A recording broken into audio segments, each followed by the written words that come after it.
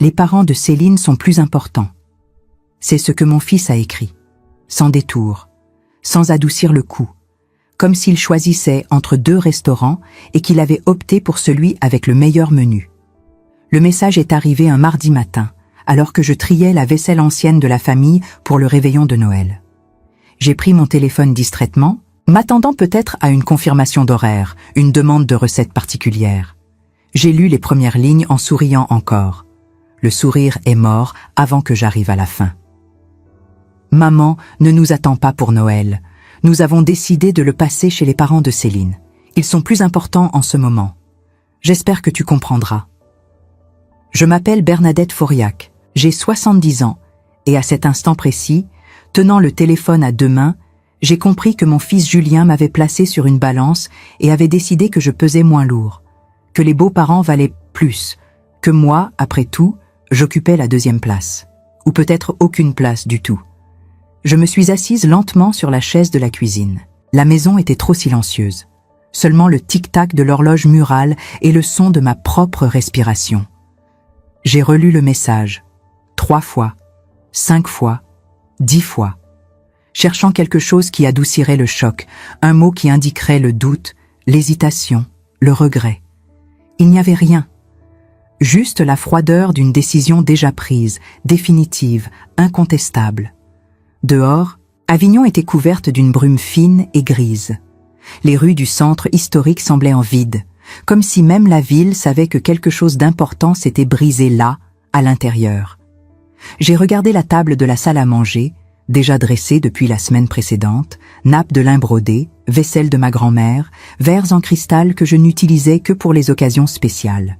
J'avais passé des jours à planifier le menu, acheter les ingrédients, préparer la maison. Tout pour un Noël qui n'aurait jamais lieu, parce que les parents de Céline étaient plus importants. Cette phrase résonnait dans ma tête comme un verdict. Ce n'était pas seulement à propos de Noël. C'était à propos de valeurs, de hiérarchie, de qui méritait du temps, de la présence, de la considération. Et moi, apparemment, je ne le méritais pas. Pendant 30 ans, j'ai été le filet de sécurité invisible de la vie de Julien. Quand lui et Céline ont acheté l'appartement à Lyon et qu'ils avaient besoin d'aide pour le déménagement, c'est moi qui ai tout laissé tomber pour m'occuper de la petite Léa pendant 6 mois. Je me levais à 4h30 du matin, je prenais le train de 5h40, j'arrivais avant 8h. Je préparais le petit déjeuner, je l'emmenais à la crèche, je la récupérais en fin d'après-midi, je préparais le dîner, je lui donnais son bain, je lui lisais des histoires, je restais jusqu'à ce qu'elle s'endorme. Je rentrais chez moi à 11h du soir, épuisée, mais heureuse d'être utile, d'être nécessaire. Quand Céline a subi son opération du genou, c'est moi qui ai passé 2 semaines à Lyon à tout gérer.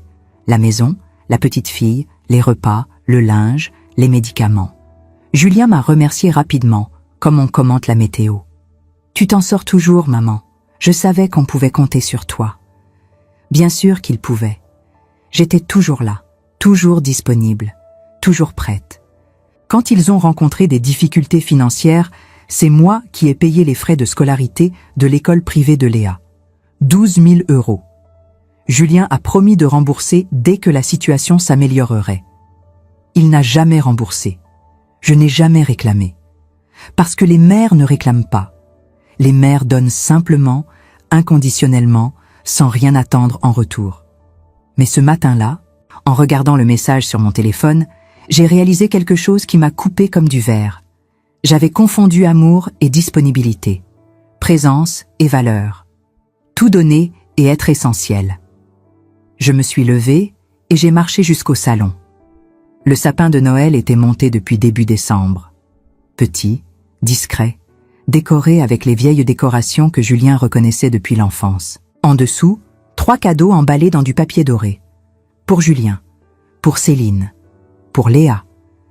J'avais choisi chacun avec soin, en pensant à ce qui leur ferait plaisir, à ce qui ferait briller leurs yeux. Je me suis assise sur le canapé et j'ai regardé ces paquets. Ils semblaient pathétiques maintenant, preuve de ma naïveté. J'avais tout préparé, comme je le faisais toujours, en espérant qu'ils arriveraient, qu'ils s'assieraient à table, qu'on rirait ensemble comme dans le bon vieux temps. mais ils ne viendraient pas. Parce que je n'étais pas une priorité. Parce que j'étais juste pratique quand ils avaient besoin de quelque chose. Je suis restée assise là pendant des heures, regardant la lumière du jour faiblir à travers les rideaux. Je n'ai pas pleuré. Pas encore. J'ai juste senti un poids énorme dans ma poitrine, une douleur sans forme définie, profonde et silencieuse. J'ai pensé à appeler Julien, à lui demander pourquoi il avait choisi de me blesser de cette manière, ce que j'avais fait de si mal pour mériter d'être écartée ainsi. Mais quelque chose m'en a empêché. Une voix nouvelle, fatiguée, qui disait « Ne supplie pas, ne t'abaisse pas, ne demande pas d'explication à quelqu'un qui a déjà décidé que tu ne vaux pas l'effort. » Ce soir-là, je n'ai pas préparé de dîner. Je n'ai pas allumé la télévision. Je suis juste restée assise dans le silence pesant de la maison, laissant la douleur prendre forme peu à peu. Et c'est là, dans ce vide suffocant, que quelque chose a commencé à bouger en moi. Ce n'était pas encore de la colère. C'était une prise de conscience lente, douloureuse, que j'avais passé des décennies entières à donner la priorité à tout le monde, sauf à moi-même. Le lendemain matin, je me suis réveillée avant l'aube. La maison était encore froide et sombre. Je suis allée à la cuisine, j'ai préparé du café, et je me suis assise à table avec mon téléphone dans la main. J'ai regardé le message de Julien une fois de plus. Cette fois, ça n'a pas autant fait mal. Parce que pendant la nuit, alors que le reste d'Avignon dormait, j'avais pris une décision. Si je n'étais pas assez importante pour eux, alors ils ne seraient plus le centre de ma vie non plus. J'ai ouvert mon ordinateur portable, chose que je faisais rarement, et j'ai commencé à chercher. Billets d'avion, hôtels, destinations lointaines, des endroits où personne ne me connaissait, où personne n'attendait rien de moi, où je pouvais simplement exister sans avoir à justifier ma présence ou prouver ma valeur. C'est alors que j'ai vu l'annonce. Forfait pour les Maldives, départ dans 2 semaines. 10 jours sur une île isolée, face à l'océan, loin de tout et de tous. Le prix était élevé, très élevé. Mais j'ai regardé les chiffres sur l'écran et j'ai pensé, combien de fois ai-je économisé de l'argent pour leurs urgences? Combien de fois ai-je renoncé à voyager, à m'acheter quelque chose, parce que ça pourrait être nécessaire plus tard? J'ai cliqué sur « Confirmer la réservation » sans hésiter. Peut-être connaissez-vous cette sensation. Ce moment où vous réalisez que vous avez passé votre vie entière à être le deuxième choix. Si vous écoutez cette histoire de quelque part, laissez un commentaire pour me dire d'où vous regardez. Et si quelque chose ici vous touche, abonnez-vous à la chaîne. Parce que ce qui s'est passé ensuite a tout changé. Et vous devez le savoir. Dans les jours qui ont suivi, je n'ai pas parlé à Julien. Lui non plus ne m'a pas appelé. Aucun message demandant comment j'allais, si tout allait bien, si j'avais vraiment compris. Rien. Silence absolu. Comme si la conversation était close et qu'il n'y avait plus rien à dire. J'ai commencé à préparer ma valise. Vêtements légers, sandales, chapeau, crème solaire. Chaque pièce que je pliais et rangeais semblait être un petit acte de rébellion. Moi qui n'avais jamais voyagé seule, qui planifiais toujours tout en fonction des autres, j'étais sur le point de disparaître pendant 10 jours sans donner d'explication à personne. La veille du départ, j'ai reçu un autre message de Julien. « Maman, tout va bien? Tu es très silencieuse. » Je l'ai lu et je n'ai pas répondu. Pas parce que je voulais le punir, mais parce que je ne savais plus quoi dire. Comment expliquer que le silence n'était pas de la colère, mais de l'épuisement? Que j'étais fatiguée d'être toujours disponible pour ceux qui n'étaient jamais disponibles pour moi? Le jour du départ, je me suis réveillée tôt. J'ai pris ma valise, fermé la maison à clé et appelé un taxi pour l'aéroport de Marseille. Pendant que la voiture traversait les routes étroites de Provence, j'ai regardé en arrière une dernière fois. Avignon était magnifique sous la douce lumière du matin, mais je ne ressentais pas de nostalgie. Je ressentais du soulagement. À l'aéroport, en attendant l'embarquement, mon téléphone a sonné. C'était Julien. J'ai regardé le nom sur l'écran. Mon doigt a hésité sur le bouton vert. Puis, lentement, j'ai éteint le téléphone et je l'ai rangé dans mon sac. Quand l'avion a décollé, j'ai fermé les yeux et j'ai respiré profondément. Pour la première fois depuis des décennies, je n'allais nulle part par obligation. Je ne résolvais le problème de personne. Je n'étais pas la mère disponible, la grand-mère fiable, la femme qui trouvait toujours une solution. J'étais simplement en train de me choisir moi-même. L'avion a atterri aux Maldives un mercredi matin, sous un ciel d'un bleu violent que je n'avais jamais vu auparavant. Un bleu si intense qu'il semblait irréel, comme si quelqu'un avait repeint le monde pendant mon sommeil. Quand je suis descendu de l'appareil, la chaleur m'a frappé comme une vague épaisse et humide. L'air était lourd, saturé d'humidité et de parfums exotiques que je ne pouvais pas identifier. J'ai retiré mon châle et je l'ai plié dans mon sac. Pour la première fois depuis des années, je n'avais personne à appeler pour dire que j'étais bien arrivé. Personne qui attendait de mes nouvelles. Personne qui se souciait de savoir si j'étais en sécurité. Cette pensée aurait dû me rendre triste. Au lieu de cela, elle m'a procuré un étrange sentiment de liberté. Le terminal de l'aéroport était petit, ouvert sur les côtés, avec des ventilateurs qui brassaient l'air chaud sans vraiment le rafraîchir. Des panneaux en anglais indiquaient les différents resorts. J'ai cherché le mien sur la liste. Serenity Island Resort. Un jeune homme souriant tenait une pancarte avec le nom de l'hôtel. Je me suis approchée, un peu intimidée. Il m'a accueilli avec une courtoisie professionnelle et m'a guidée vers un petit bateau amarré au quai. Le transfert en bateau vers l'île privée a duré 40 minutes. J'étais assise à l'arrière, sur un banc en bois poli par le sel et le temps, regardant l'eau turquoise défiler sous la coque. L'eau était d'une transparence surnaturelle. Je pouvais voir le fond, les coraux, les poissons qui nageaient en bancs serrés. Le soleil se reflétait sur la surface, créant des milliers de petits diamants scintillants. Les autres passagers parlaient, riaient, prenaient des photos avec leur téléphone. Des couples en lune de miel. Des familles avec de jeunes enfants. Tous semblaient heureux, insouciants, pleins d'anticipation. Moi, je restais silencieuse, encore étourdie par ce que je venais de faire.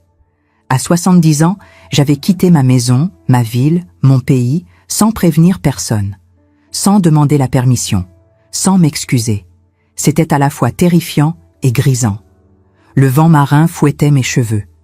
Je les ai attachés avec une barrette que j'avais dans ma poche. Une femme assise en face de moi m'a souri. « C'est votre première fois aux Maldives ?»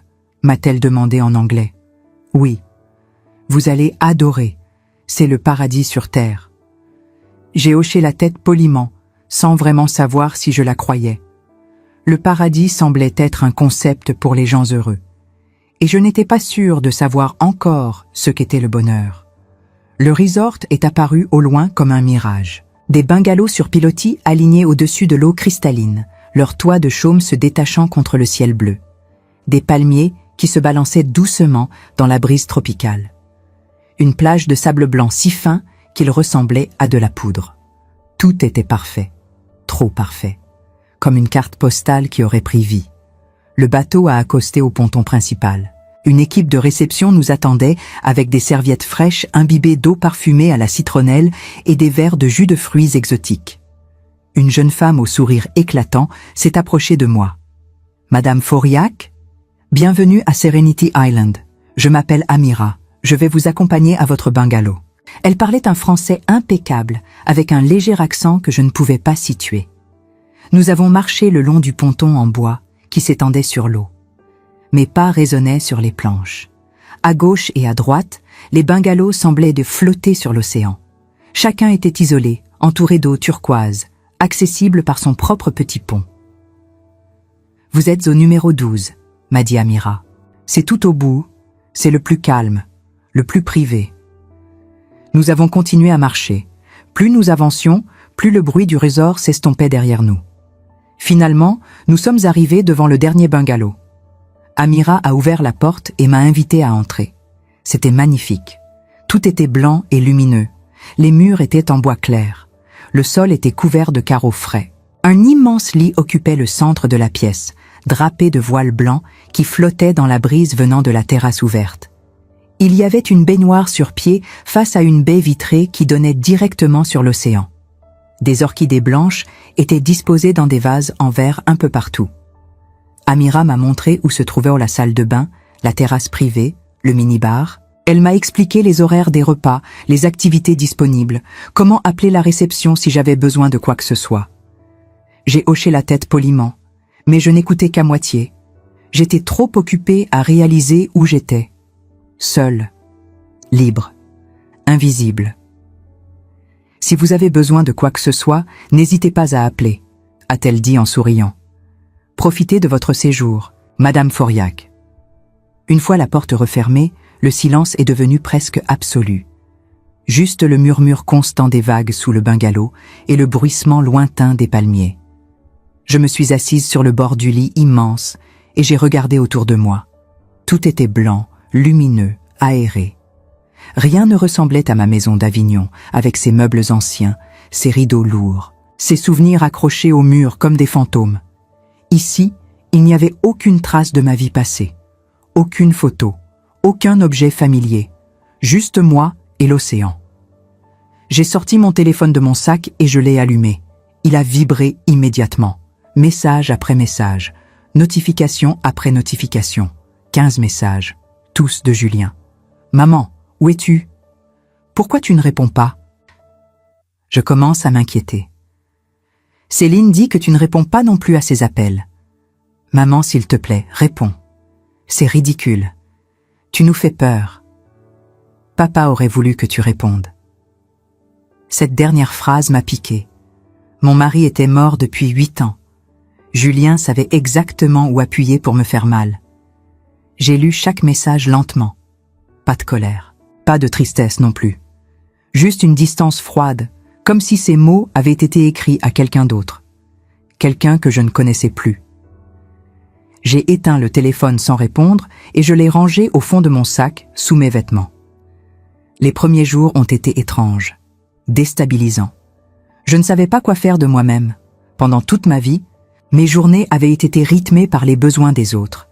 Préparer à manger, faire les courses, téléphoner pour vérifier que tout allait bien, m'assurer que personne ne manquait de rien. Maintenant, je n'avais rien de tout cela, rien que du temps. Un temps infini, vide, presque effrayant dans son immensité. Le premier matin, je me suis réveillée à l'aube. L'habitude de toute une vie. Je me suis levée, j'ai enfilé un peignoir blanc que l'hôtel avait laissé dans la salle de bain et je suis sortie sur la terrasse.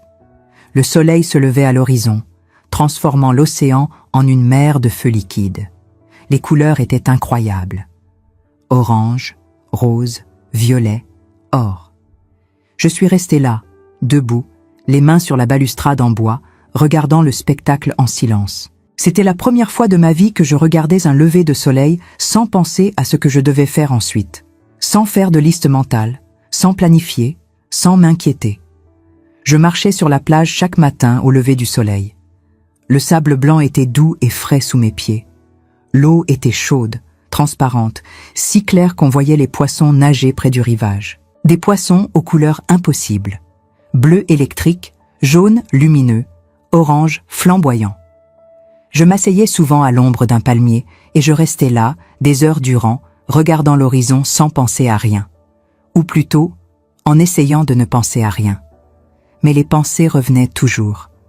Julien, Céline, Léa, la maison vide à Avignon, le sapin de Noël avec ses cadeaux qui ne seraient jamais ouverts, les années de sacrifice, les promesses non tenues, les mots blessants.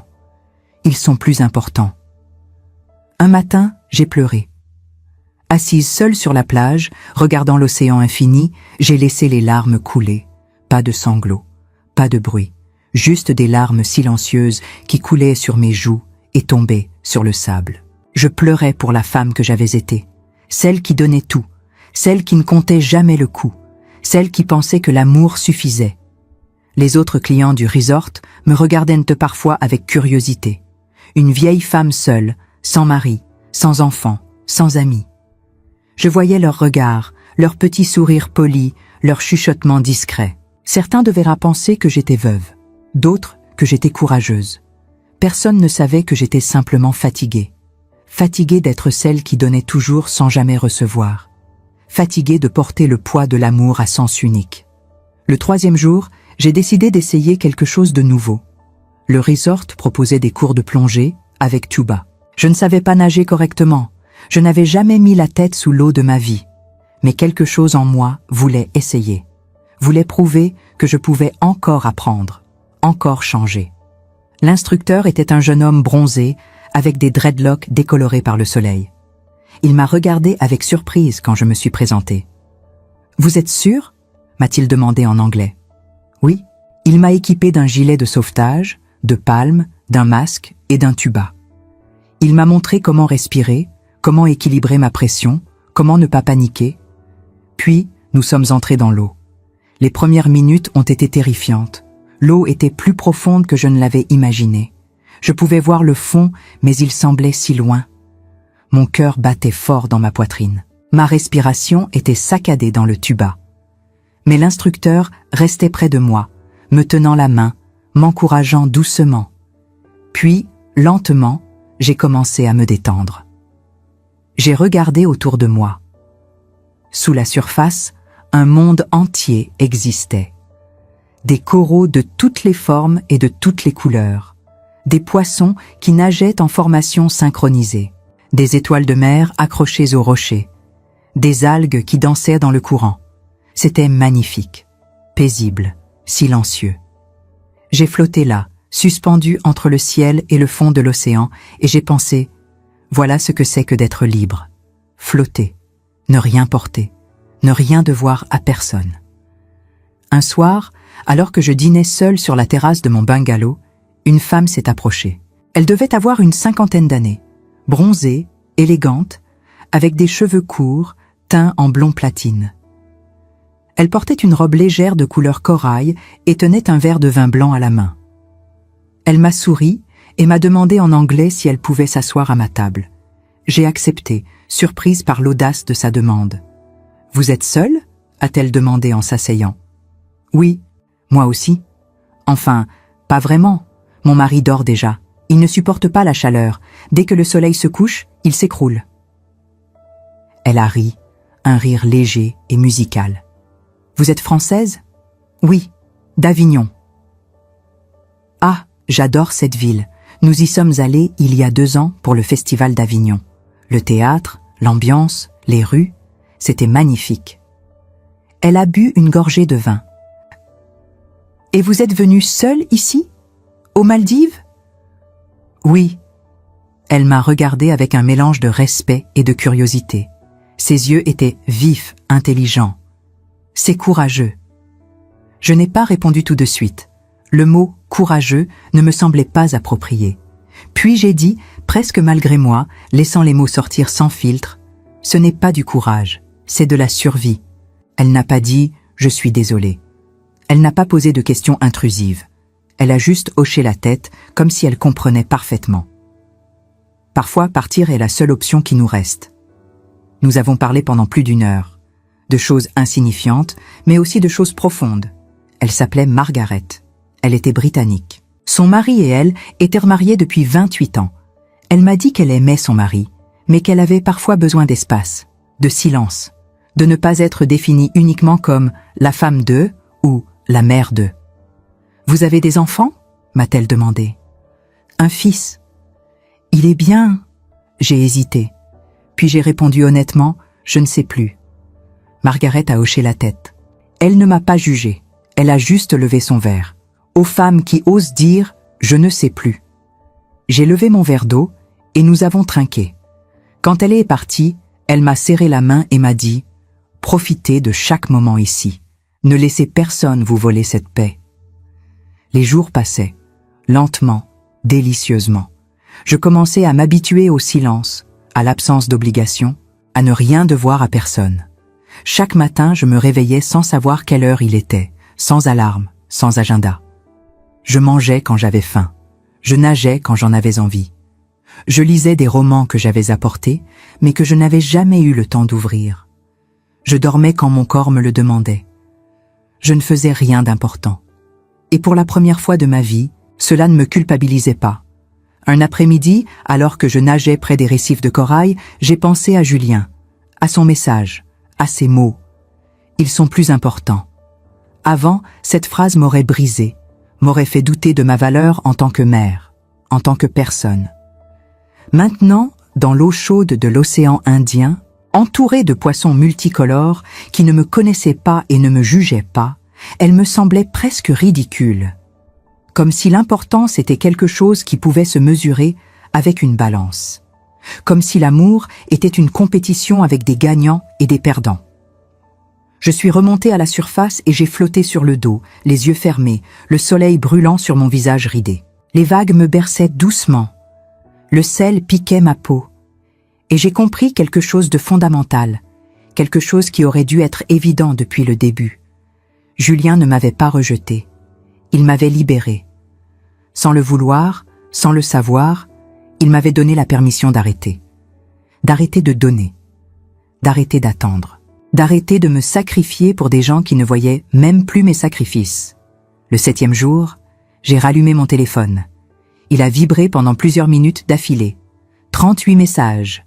Des appels manqués, des messages vocaux, Julien, Céline, même Léa, ma petite fille de 9 ans, avait envoyé un message audio. J'ai appuyé sur lecture. « Mamie, où es-tu ? Papa dit que tu es partie. Maman pleure. Papa est fâché. Tu reviens quand ? J'ai fait un dessin pour toi à l'école. La maîtresse dit qu'il est très joli. Je veux te le montrer.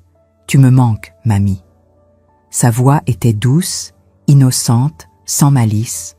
Elle me manquait, c'était vrai. Son rire, ses questions impossibles, la façon dont elle se blottissait contre moi quand elle avait peur. Mais même sa voix ne suffisait pas pour que je regrette d'être partie. J'ai envoyé un seul message à Julien. Court, simple, sans explication. « Je vais bien, je reviens dans 3 jours, ne t'inquiète pas. » La réponse est arrivée immédiatement. Il devait tenir son téléphone dans sa main, attendant. « Maman, qu'est-ce qui se passe ? Où es-tu ? Pourquoi tu ne réponds pas ? On était inquiets. C'est irresponsable.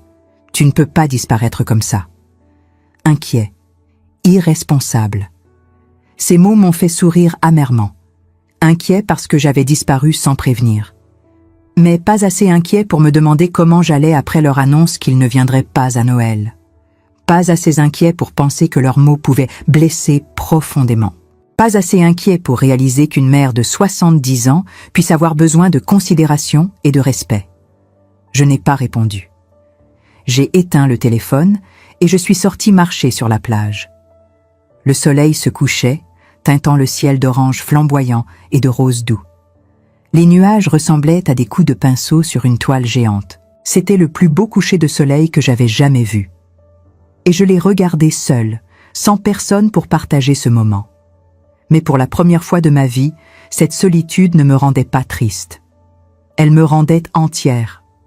Le vol de retour a été long, interminable. 13 heures de voyage, avec une escale à Dubaï qui semblait durer une éternité. L'aéroport était immense, clinquant, rempli de boutiques de luxe et de voyageurs pressés qui couraient d'une porte à l'autre. Je me suis assise dans un coin tranquille, près d'une fenêtre donnant sur le tarmac, et j'ai regardé les avions décoller et atterrir. Chacun transportait des centaines de vies, des centaines d'histoires. Je me demandais combien de ces passagers revenaient chez eux transformés, comme moi. J'ai dormi la plupart du temps pendant le second vol, bercé par le ronronnement constant des moteurs. Dans mes rêves, je marchais sur la plage des Maldives, le sable blanc sous mes pieds, l'eau turquoise qui léchait mes chevilles.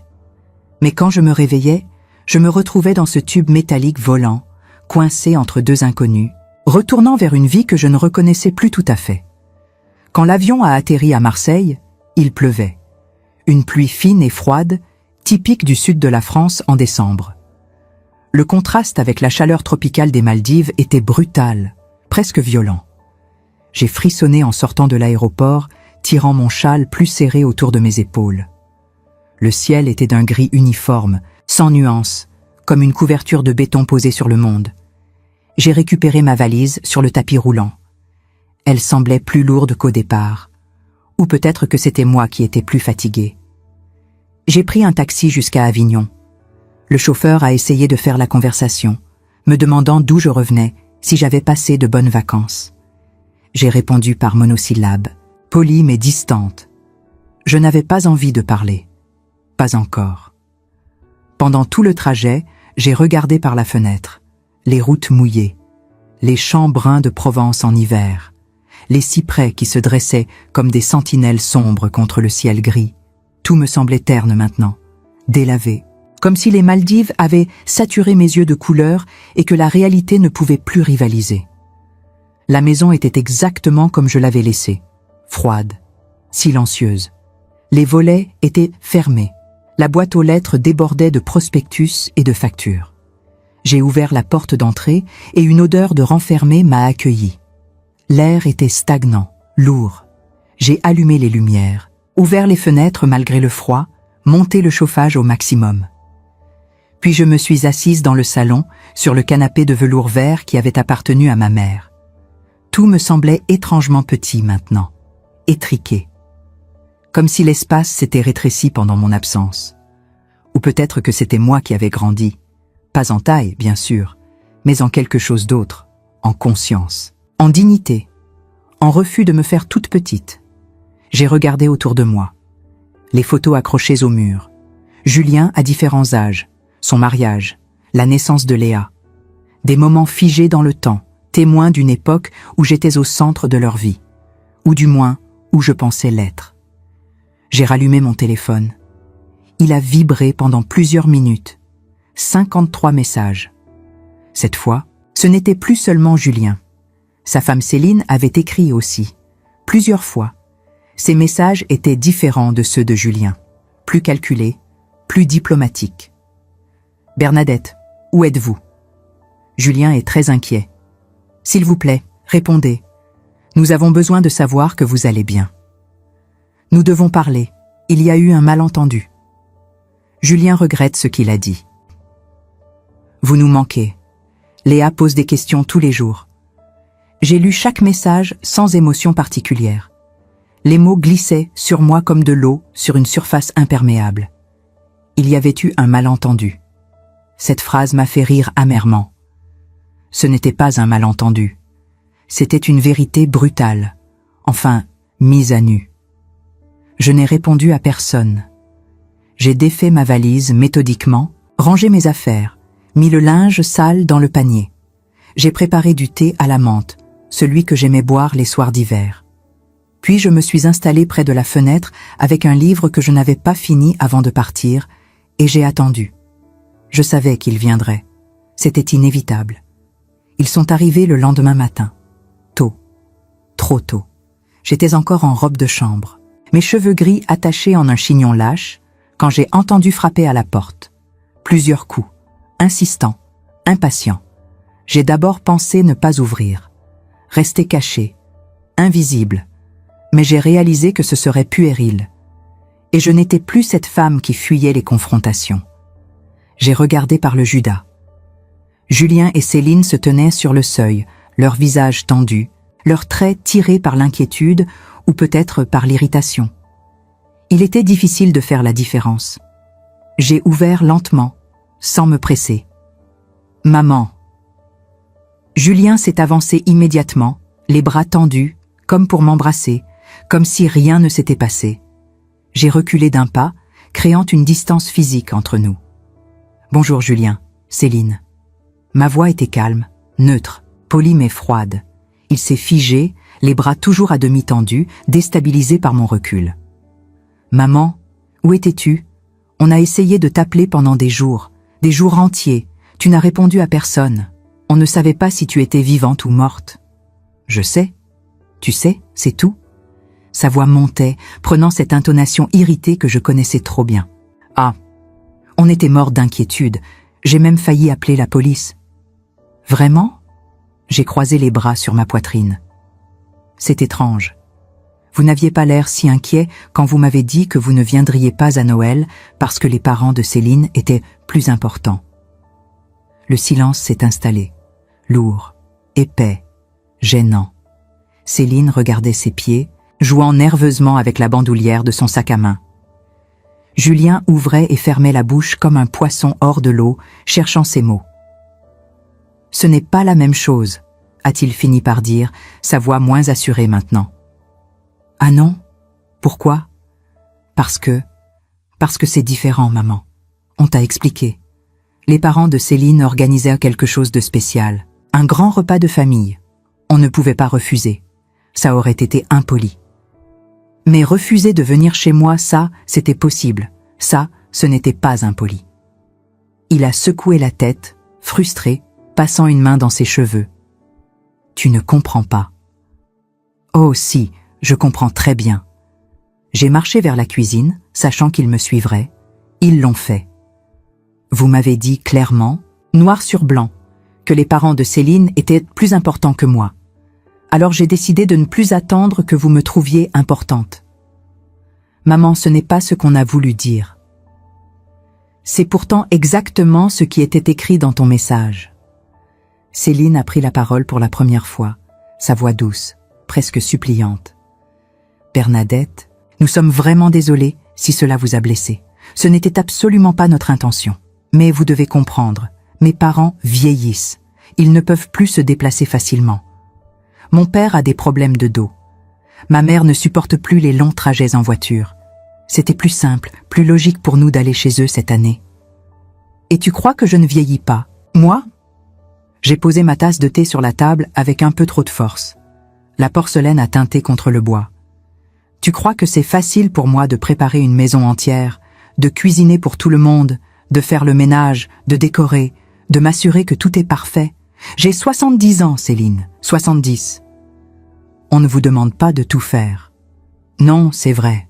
Vous ne demandez rien. Vous prenez mon temps, mon énergie, mon argent, mon amour. Et quand je ne suis plus utile, quand vous avez mieux ailleurs, vous allez simplement ailleurs. Julien s'est approché, posant ses mains sur le dossier d'une chaise. Maman, arrête, tu dramatises. Je dramatise? Ma voix tremblait maintenant, pas de tristesse mais de colère contenue. Pendant 6 mois, j'ai pris le train tous les jours pour m'occuper de Léa.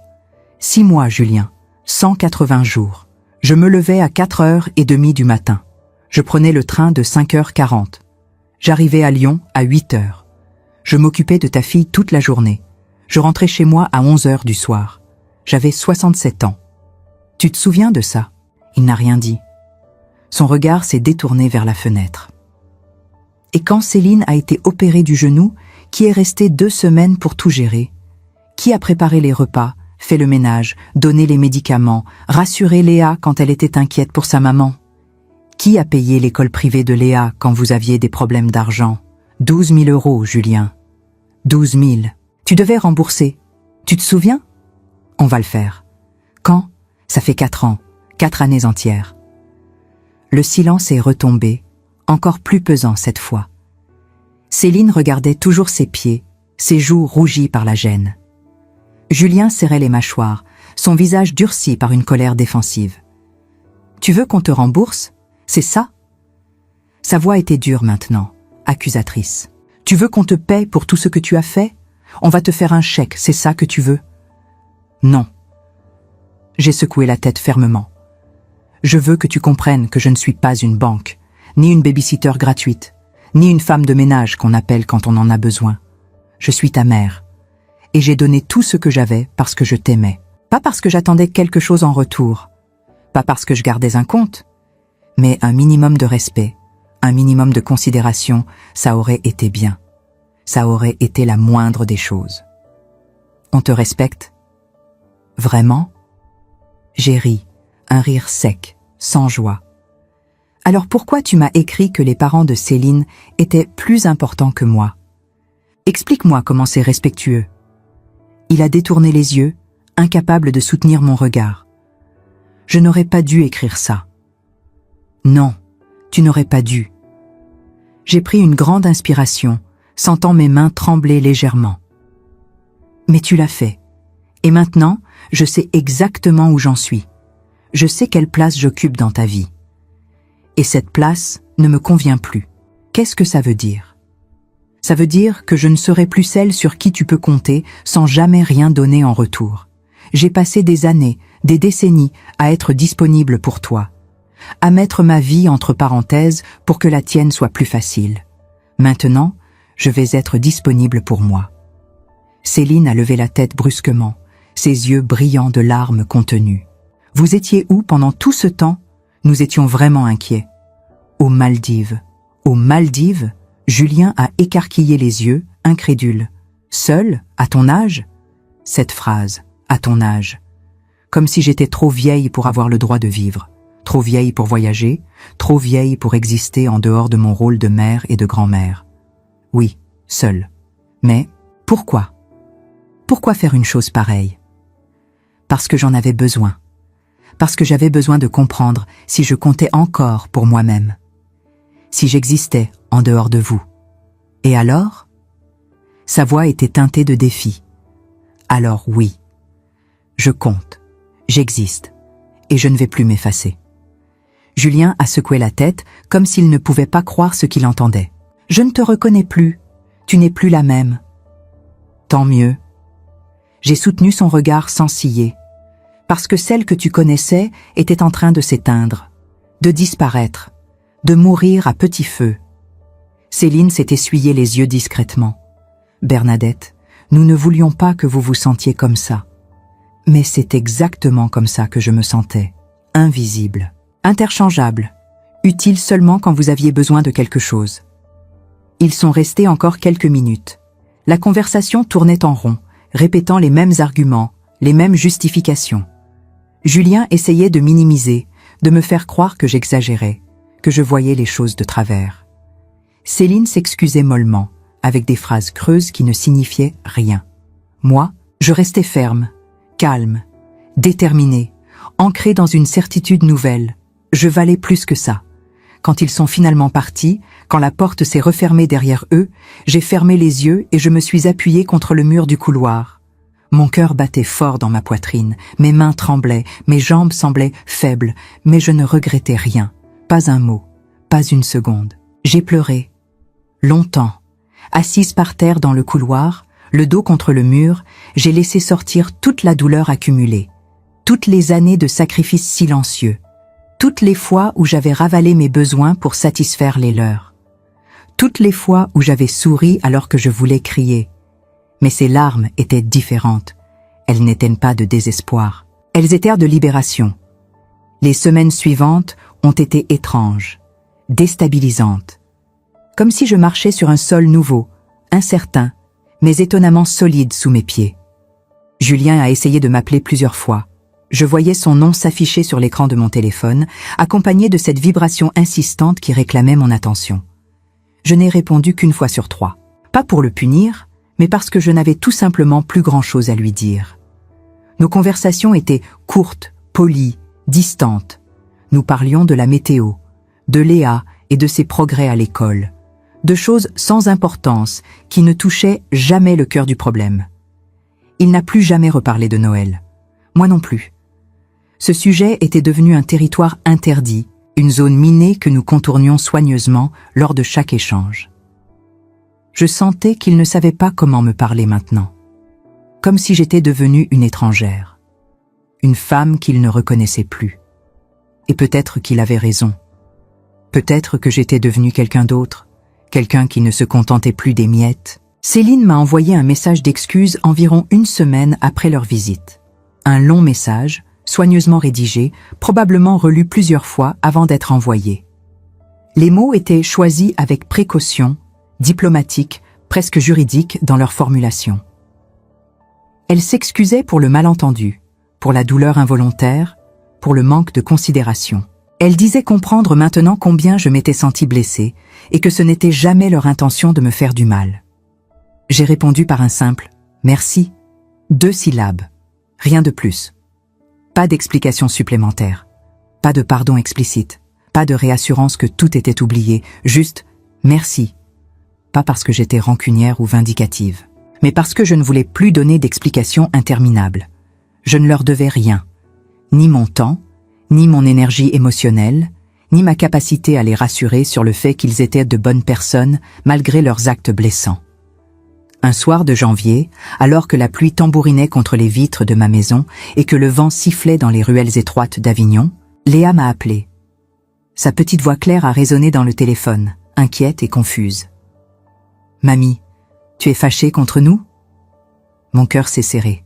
« Non, ma chérie, je ne suis pas fâchée. » « Alors pourquoi tu ne viens plus nous voir? Papa dit que tu es occupée. Maman pleure parfois. Elle dit que c'est sa faute. C'est vrai? » Comment expliquer à une enfant de 9 ans que parfois, aimer quelqu'un signifie aussi se protéger soi-même? Que parfois, l'amour le plus fort n'est pas celui qui endure tout, mais celui qui sait poser des limites? Comment lui faire comprendre que sa mamie n'abandonnait personne, mais qu'elle se choisissait enfin? Mamie est un peu fatiguée, ma puce, mais je t'aime très, très fort, plus que tout au monde. Ça ne changera jamais. Moi aussi, mamie. Tu me manques. Toi aussi, tu me manques. Après avoir raccroché, j'ai pleuré. Mais pas de tristesse, de soulagement. Un soulagement profond, cathartique. Parce que j'avais dit non. Parce que j'avais posé des limites claires. Parce que j'avais choisi de ne plus m'effacer, même si cela signifiait décevoir ceux que j'aimais. Parce que j'avais compris qu'on pouvait aimer les gens sans se perdre soi-même. En janvier, alors que l'hiver s'installait fermement sur la Provence et que les matins étaient glacés et lumineux, j'ai pris une autre décision importante. J'ai vendu quelques meubles anciens dont je n'avais plus besoin. Le secrétaire en noyer qui appartenait à ma grand-mère. La commode du XVIIIe siècle qui prenait trop de place dans le couloir. Des objets beaux mais encombrants, chargés de souvenirs qui ne me servaient plus. Avec l'argent de ces ventes, je me suis inscrite à un cours de peinture à l'aquarelle dans une petite galerie d'art du centre historique d'Avignon. C'était quelque chose que j'avais toujours voulu faire, depuis mon adolescence. Quelque chose que j'avais remis à plus tard pendant 50 ans, parce qu'il y avait toujours autre chose. Toujours quelqu'un d'autre qui avait besoin de mon temps, de mon attention, de mon énergie. Le premier jour, j'étais nerveuse. La salle était remplie de gens plus jeunes que moi. Des femmes dans la quarantaine, élégantes et confiantes. Quelques hommes également. Un retraité qui ressemblait à un ancien professeur. Certains me regardaient avec curiosité. Une vieille femme seule, les cheveux gris attachés en un chignon simple. Un chevalet devant elle, essayant maladroitement de mélanger des couleurs sur une palette blanche. Le professeur s'appelait Antoine. Un homme dans la cinquantaine, avec des lunettes rondes et des taches de peinture permanentes sur ses mains. Il parlait doucement, avec patience, expliquant les techniques de base, les nuances, les transparences propres à l'aquarelle. Il a circulé dans la salle, observant le travail de chacun, offrant des conseils personnalisés. Au bout d'une heure, j'avais complètement oublié où j'étais. Je ne pensais plus à rien d'autre qu'aux coups de pinceau, aux nuances de bleu que je mélangeais pour créer un ciel, aux touches de vert et de jaune pour suggérer un champ de lavande, à la toile blanche qui se remplissait lentement, maladroitement, mais sincèrement. À la fin du cours, Antoine s'est approché de mon chevalet. Il a observé ma peinture en silence pendant un long moment. J'ai retenu mon souffle, attendant un commentaire négatif, une critique. « Vous avez un bon sens des couleurs », a-t-il finalement dit, souriant. « Une sensibilité naturelle. »« Merci. »« C'est votre première fois ?»« Oui, ma toute première fois. »« On ne dirait pas. Vous avez une intuition pour les harmonies. Continuez, n'abandonnez pas. » J'ai souri. Un vrai sourire. Pas celui que j'affichais par politesse ou par obligation sociale. Un sourire qui venait du fond de moi, authentique et lumineux. Un sourire qui reconnaissait quelque chose d'important. J'étais encore capable d'apprendre, encore capable de créer, encore capable de devenir quelqu'un de nouveau. Les semaines ont passé. Janvier s'est transformé en février. Les amandiers ont commencé à fleurir, couvrant la campagne provençale de nuages blancs et roses. Je continuais mes cours de peinture chaque mardi et jeudi après-midi. Je progressais lentement, mais sûrement. Mes aquarelles devenaient moins hésitantes, plus confiantes. Je peignais des paysages, des natures mortes, parfois des portraits abstraits qui capturaient plus une émotion qu'un visage. Antoine m'a encouragé à exposer lors d'une petite exposition collective que la galerie organisait en mars. J'ai d'abord refusé, terrifié à l'idée que mon travail soit jugé par des inconnus. Mais il a insisté gentiment, me disant que l'art n'était pas fait pour rester caché dans des tiroirs. J'ai finalement accepté. J'ai choisi 3 aquarelles, une représentant le palais des papes au coucher du soleil, une autre montrant la plage des Maldives, l'eau turquoise et le ciel infini.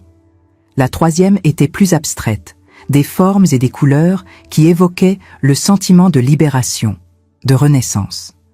Le soir du vernissage, j'étais si nerveuse que j'ai failli ne pas y aller. mais je me suis forcée. J'ai mis une robe simple mais élégante, marine avec un col blanc. J'ai attaché mes cheveux. J'ai mis du rouge à lèvres pour la première fois depuis des mois. Quand je suis arrivée à la galerie, elle était déjà pleine de monde. Des gens circulaient, un verre de vin à la main, observant les œuvres accrochées au mur. J'ai cherché mes aquarelles du regard et je les ai trouvées dans un coin bien éclairé.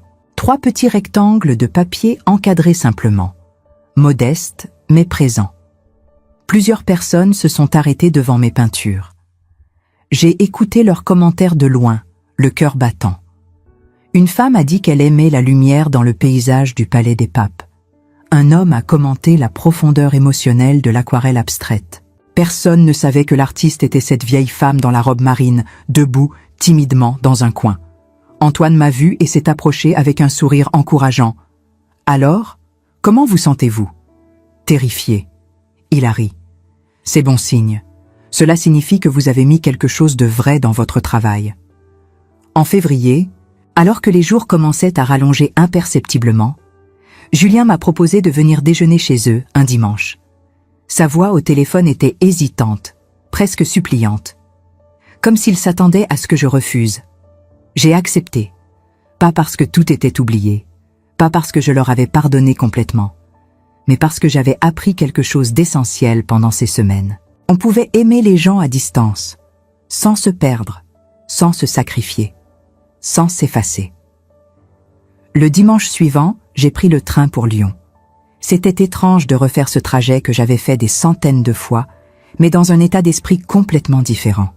Avant, je venais par obligation, par devoir maternel. Maintenant, je venais par choix. Et cette différence changeait tout. Julien m'attendait à la gare. Il semblait nerveux, mal à l'aise. Il m'a embrassé sur les joues rapidement, sans vraiment me regarder dans les yeux. Nous avons marché jusqu'à sa voiture en silence. Le trajet jusqu'à son appartement a été ponctué de conversations superficielles. La météo, les travaux en cours dans le quartier. Rien d'important, rien de réel. Céline nous attendait à l'appartement. Elle avait préparé un repas élaboré. Trop élaboré. Comme si elle essayait de compenser quelque chose avec de la nourriture. La table était dressée avec soin. Léa était habillée comme pour une occasion spéciale. Le déjeuner s'est bien passé. Julien était tendu au début, surveillant chacune de ses paroles, pesant chaque phrase avant de la prononcer. Mais il s'est détendu petit à petit, surtout quand nous avons parlé de sujets neutres. Céline a fait des efforts visibles pour être aimable, pour montrer qu'elle m'appréciait. Léa était simplement heureuse de me voir, bavardant sans arrêt sur l'école, ses amis, un film qu'elle avait vu. On a parlé de choses simples, de l'école, du travail, des projets de vacances d'été, de la pluie qui n'en finissait pas cette année. Rien de profond. Rien qui touchait aux blessures encore fraîches. Mais c'était suffisant, pour l'instant. En partant, alors que je mettais mon manteau dans l'entrée, Julien m'a raccompagné jusqu'à la porte. Nous sommes restés là un moment, face à face, dans le couloir étroit. « Maman », a-t-il dit doucement, « je suis désolé. Pour tout. Pour ce que j'ai dit. Pour comment je t'ai traité. Je sais. Est-ce qu'un jour, est-ce qu'on pourra redevenir comme avant ?» J'ai réfléchi à sa question, longtemps, regardant son visage, les rides qui commençaient à se former autour de ses yeux, les cheveux qui grisonnaient sur ses tempes. Mon fils, mon enfant devenu homme, quelqu'un que j'aimais profondément, mais que je ne reconnaissais plus toujours. Finalement, j'ai secoué la tête doucement. Non. Mais on peut devenir autre chose, quelque chose de plus sain, de plus équilibré, de plus honnête. Il a hoché la tête lentement, digérant mes paroles. Il n'a pas compris tout de suite. Je le voyais dans son regard confus, presque blessé. Mais un jour, peut-être, il comprendrait. Peut-être qu'il réaliserait que certaines relations doivent mourir pour renaître différemment. En mars, alors que les premiers bourgeons apparaissaient sur les arbres et que l'air commençait à sentir le printemps, j'ai reçu une lettre, une vraie lettre, écrite à la main sur du papier épais de couleur crème. L'enveloppe portait l'écriture soignée de Céline. Je l'ai ouverte avec curiosité, m'asseyant près de la fenêtre du salon, où la lumière était meilleure. « Chère Bernadette, je voulais vous écrire depuis longtemps. Pas seulement pour m'excuser encore une fois, même si je le suis toujours. profondément. Mais pour vous dire merci. Merci pour quelque chose que vous ne réalisez peut-être pas avoir fait. Vous nous avez montré quelque chose que nous ne voulions pas voir. Que l'amour ne peut pas être à sens unique. Que donner sans jamais recevoir n'est pas de l'amour, c'est de l'exploitation. Que même les mères ont le droit d'avoir des limites, des besoins, une dignité qui doit être respectée. Depuis votre départ aux Maldives, depuis notre conversation difficile chez vous, Julien a changé. Il parle plus. Il écoute vraiment maintenant, pas seulement en attendant son tour pour parler. Il essaie de comprendre ce que les autres ressentent, pas seulement ce qu'ils peuvent lui apporter. Il pose des questions à Léa sur ses émotions, pas juste sur ses notes à l'école. Il me demande ce dont j'ai besoin, au lieu de supposer qu'il le sait déjà. Grâce à vous, grâce à votre courage de partir, grâce à votre refus de continuer à accepter l'inacceptable. Vous nous avez forcés à regarder ce que nous étions devenus. Des gens qui prenaient tout pour acquis, des gens qui ne voyaient plus la valeur de ceux qui les aimaient inconditionnellement. Alors merci Bernadette, pour avoir eu le courage de dire non, pour avoir eu la force de partir, pour nous avoir montré qu'on peut aimer quelqu'un et quand même refuser d'être traité sans respect. Avec toute mon affection et mon admiration, Céline, j'ai relu la lettre plusieurs fois, les larmes coulant silencieusement sur mes joues. Des larmes de soulagement, de reconnaissance, de quelque chose qui ressemblait presque à de l'espoir. Puis, je l'ai soigneusement repliée et je l'ai rangée dans un tiroir de mon secrétaire, à côté de quelques photos anciennes et de lettres de mon mari décédé. Les mois ont passé. Mars, avril, mai. Le printemps s'est installé pleinement sur Avignon. Les marchés débordaient de fruits frais, de légumes colorés, de fleurs parfumées. Les touristes commençaient à revenir, remplissant les ruelles étroites du centre historique de langues différentes et de rires. Aujourd'hui, alors que j'écris ces lignes dans mon journal, assise près de la fenêtre de mon salon, je peux dire que j'ai 70 ans et que je vis seule dans ma petite maison d'Avignon. Je peins 2 fois par semaine dans la galerie d'Antoine. Je marche tous les matins le long des remparts médiévaux qui encerclent la vieille ville. Je lis des romans que j'achète à la librairie du coin. Je voyage quand j'en ai envie. Pas loin, pas souvent, mais assez pour me sentir vivante, curieuse, connectée au monde. Julien m'appelle maintenant 1 fois par semaine, tous les jeudis soirs. On parle. Vraiment. Pas juste des politesses vides. Des vraies conversations sur nos vies, nos pensées, nos préoccupations. Il me raconte ses difficultés au travail, ses doutes sur son rôle de père, ses peurs face à l'avenir. Et moi, je l'écoute, sans juger, sans essayer de tout réparer, juste en étant présente. Léa vient me voir un samedi par mois. Nous cuistinons ensemble dans ma petite cuisine. Des tartes aux pommes, des madeleines, des crêpes qu'elle dévore encore chaudes. Nous rions, nous parlons de tout et de rien. Elle me raconte ses rêves, ses espoirs, ses déceptions. Et je l'écoute avec toute l'attention qu'une grand-mère peut donner, sans la pression d'avoir à être disponible constamment. Et moi, je dors bien maintenant, profondément, sans cauchemar. Sans ce poids constant sur la poitrine qui m'accompagnait depuis si longtemps. Parce que j'ai appris quelque chose de fondamental, quelque chose que toutes les femmes devraient savoir.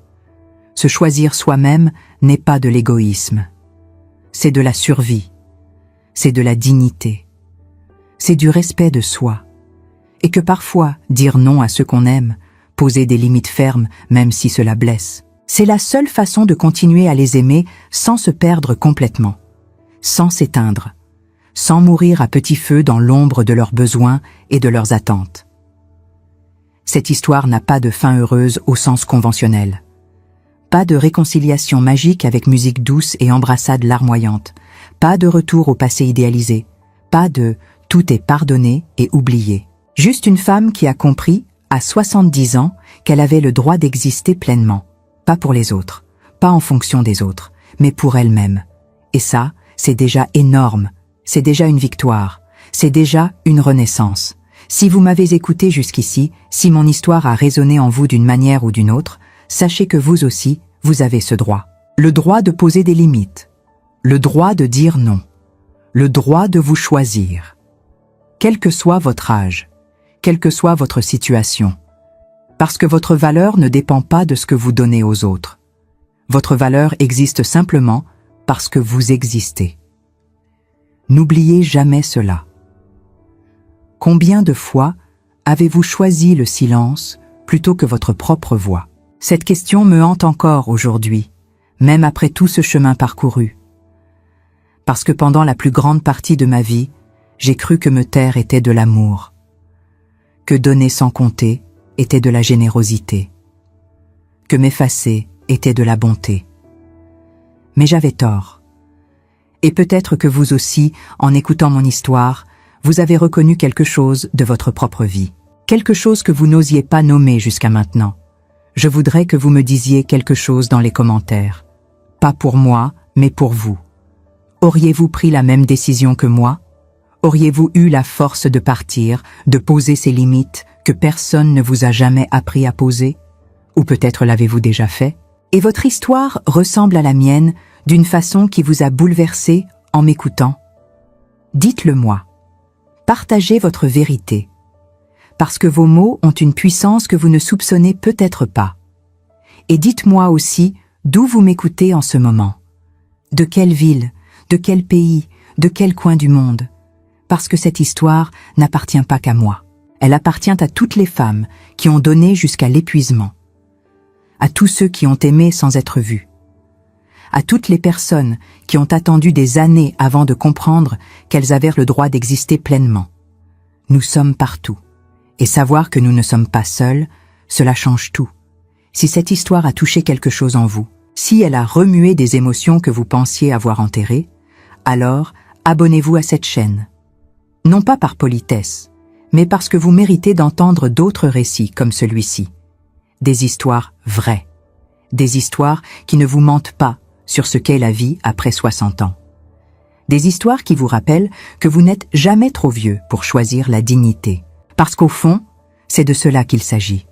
De dignité. De cette chose fragile et précieuse qu'on peut perdre sans même s'en rendre compte et qu'il faut parfois des années pour reconquérir. Je l'ai perdu. Je l'ai retrouvé. Et maintenant, à 70 ans, je sais que c'est la chose la plus importante que je possède. Plus importante que l'argent. Plus importante que l'approbation des autres. Plus importante même que l'amour, si cet amour exige que je disparaisse.